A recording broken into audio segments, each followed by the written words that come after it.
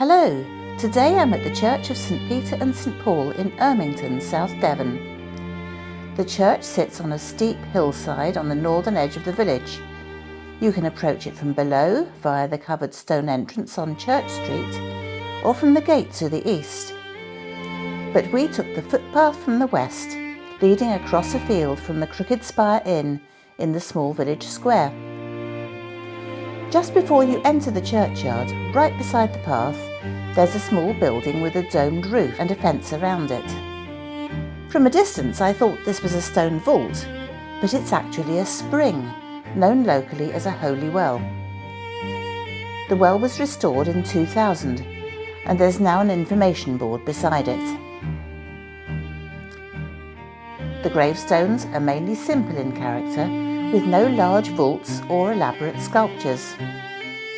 The churchyard slopes quite steeply, so rather than facing directly east in the usual way, all the graves face southwest, following the contours of the land.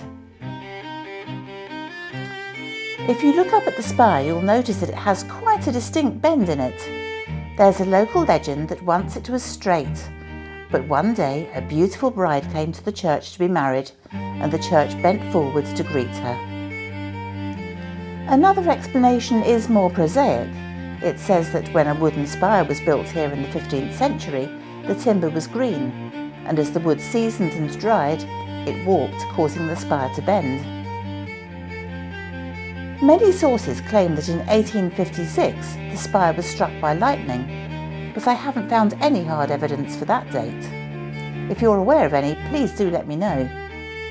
What I do know is that on the 13th of May 1874, the Exeter Flying Post reported, "In London there was a hard frost on the grass on Saturday and Sunday nights. Vivid lightning and loud thunder peals were seen and heard in South Hams on the Saturday afternoon. One flash struck the tower of Ermington Church, and much of the masonry will have to be rebuilt." 3 days later, the paper published an advert. "Tenders are invited for repairing the damage done by lightning to the Ermington Church spire. For particulars, apply to Mr. Richard Coleman, Churchwarden, Ermington." On the 7th of September 1881, the Western Morning News reported, "The most singular thing in connection with the church is the spire. Not only is the spire an uncommon thing in itself in a Devonshire church, but this spire has from time immemorial been considerably one-sided."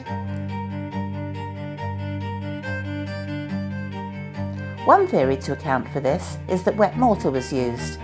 Another theory is that the masons who built one side of the steeple didn't work up to those who built the other. And the most improbable supposition is that the lightning bent it. Over the years, many rumours have suggested that the bend in the tower was deliberately recreated when the church spire was rebuilt. Let's take a look inside the church now. The church is renowned for the wood carvings by the Pinwill Sisters, Mary, Ethel and Violet, 3 vicars' daughters. At a time when women rarely entered the profession, Ermington Church was undergoing restoration. Their broad-minded mother set up a workshop where the craftsmen working on the church could teach the girls the skills of their trade. In 1890, the Pinwill Sisters established their own successful business, Rashley Pinwill & Co., and they went on to produce ecclesiastical wood carving across Devon and Cornwall. Their work can be seen throughout the church, including the pew ends, which incorporate 2 cheeky monkeys, and the beautifully carved font, featuring cherubs which are thought to be based on portraits of the Pinwill family.